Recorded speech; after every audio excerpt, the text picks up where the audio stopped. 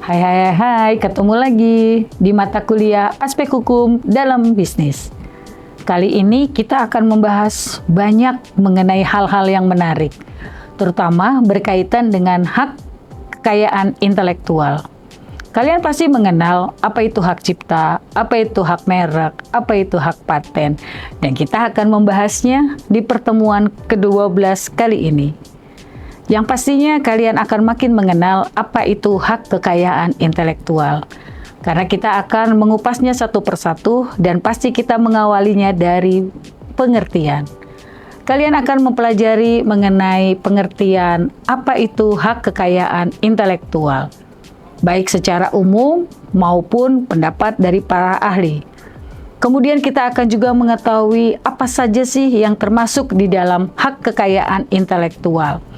Jenis-jenis hak kekayaan intelektual. Seperti yang saya sebutkan tadi, mengenai hak cipta, hak merek, hak paten. Kemudian ada sejarah perkembangan mengenai hak kekayaan intelektual itu sendiri, baik di dunia dan juga perkembangan hak kekayaan intelektual di Indonesia. Bahkan nanti kita juga akan membahas bagaimana ciptaan itu mendapatkan perlindungan hukum.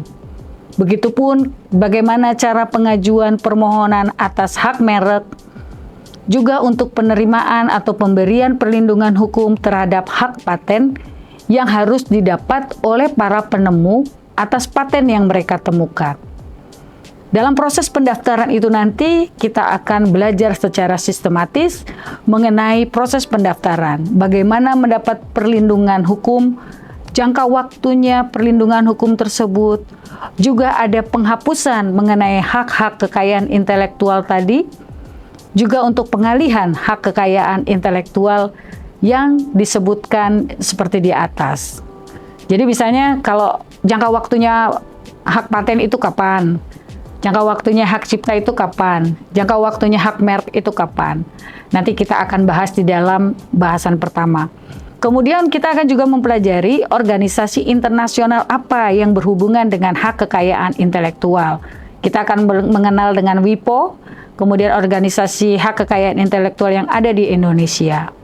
Ternyata di dalam hak kekayaan intelektual itu sering terjadi sengketa. Nanti kita juga akan mempelajari bagaimana penyelesaian sengketa atas hak kekayaan intelektual.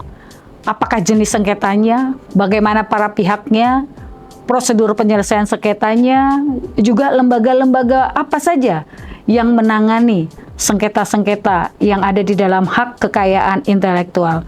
Juga bagaimana putusan akhir yang harus diterima oleh para pihak-pihak yang mempunyai sengketa di dalam hak kekayaan intelektual.